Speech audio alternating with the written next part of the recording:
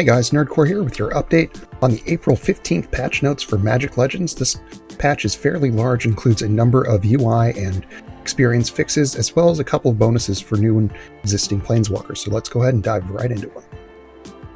Now there are a couple of general fixes that are worth noting. The biggest one is collision removal has been removed from Planeswalkers, so you'll be able to walk through other players. Reflect was bugged and is now fixed. It was actually scaling to twice the level it should have been.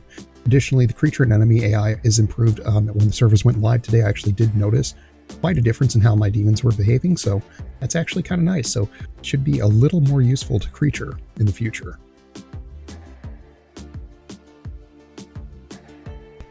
There were several things added to the starter content specifically to make the onboarding process for new players a little better.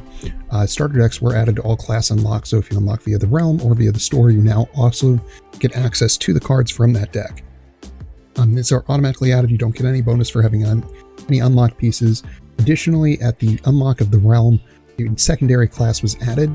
All players that have been playing actually can go to their Etheric Core and get a second class for free and the associated deck for absolutely free, which is a great add. Now, there is no change to current unlock realm, so if you're like me and are just missing one class now after this update, then you still have to pay exactly what you were at prior to this fix. Finally, there have been several overworld and story fixes to kind of just make things smoother and a significant reduction in the amount of time it takes to get through the Tazeen tutorial zones. For the systems, there were actually several changes made. Standing out among them was the Blood-Soaked Altar change, reducing the total time of your demons from 60 to 20 seconds. This should make players look for more playable decks and create new things, along with making things a little more interesting out there in the world. Additionally, Glint was dropped to correctly give one card as opposed to 8. It does work as the card is written now, so that should also again change the number of decks that are out there and who plays what. Now there were a lot of UI changes, and some of these are just basic, like other games do this sort of thing. So you can view your health value by hovering over your health bar, and a few other things of that nature that do now exist, so you just have to play around and find them all. They are listed in the patch notes. But some things that you'll want to direct your attention to are the social panel rework. You now use ESC to access any panel in the menu, which is super nice and handy if you're playing on a controller like I am. And the broker has also been changed to specifically require a trade token for paid items. This should change the perception of how you can unlock the paid items via gold. I put up 2 artifact packs today, and they actually stuck around for about 45 minutes, which was nice to see. And they also adjusted the spell pages to where they correctly display the number of trade tokens it takes based on your Etheric Core level, where it increases the number of spell pages you get per transaction. Finally, in the broker, the world enchantments now correctly display in their tier. However, still no visual indication on the actual items in the broker pages to show if you can sell them or not, so you still got to go looking for them. Finally, the wallet has had all of the relic fragment levels, and you can now see all 13 currencies inside of the wallet, which is super handy and very, very easy to keep track of what it is that you actually need when you can use your relic unlock packs. Today also brought the most recent State of the Game open beta announcement, which included notes about what's coming in late May, which is a performance-focused patch, including server optimizations that should help our EU players connect and play a little bit easier, as well as several balance and quality of life updates. Steve did note that they will be announcing any other features that are added as they get committed to the update, so keep your ears out here and on our Twitter to make sure you get the latest updates in those.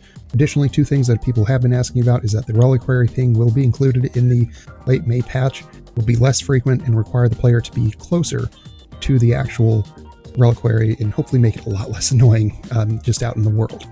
Consoles are also talked about a little bit, and they do have internal builds up and running, but this is a feature targeted for later this year, so hopefully we'll see them before the end of 2021. And before getting my thoughts on this patch, we do update every day about either Fuser or Magic Legends, and soon to be Outriders and Monster Hunter Rise, so if you like those games, go ahead and hit that subscribe button and the bell just to let you know when we upload new videos and talk about something that might blow your mind. Now, while I'm pretty sure this isn't the patch that everybody was exactly hoping for, I think there is a lot of good that comes out of it. Specifically, thank God Glint and Blood-Soaked Altar got fixes. This should help improve some deck variety, give us some different things to look at, and generally make the game a little bit more enjoyable, since we now know that the answer isn't just summon a bunch of demons. Now, Of course, it leaves Draconic Flux out there, but we'll see what happens, as its effect isn't quite as powerful as Blood-Soaked Altar. Now, the free class was a nice touch for new players, and for existing players too, because it makes me feel a lot less pressure to unlock everything by going into the store and buying it, and I think it'll counter some of the pay-to-win feeling that has been going on out there in the game. So hopefully this is a bunch of good changes. I'm looking forward a lot to the May change, seeing some performance improvements, seeing some added effects in there for people in the EU, and just generally what they'll come up with. Now, personally, I'm hoping for another plane and a new class soon.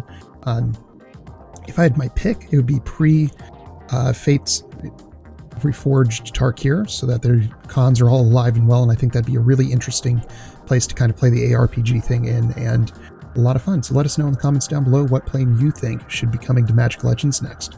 Hey guys, thanks for stopping by. I do stream every day over on my Twitch channel at twitch.tv/nerdcoretv, starting at 6:30 a.m. Central, 7:30 a.m. Eastern. If you do like our content, go ahead and give us a like, subscribe, hit the bell to get the latest in gaming. Thank you guys, have a great day, and commit reckless good out there.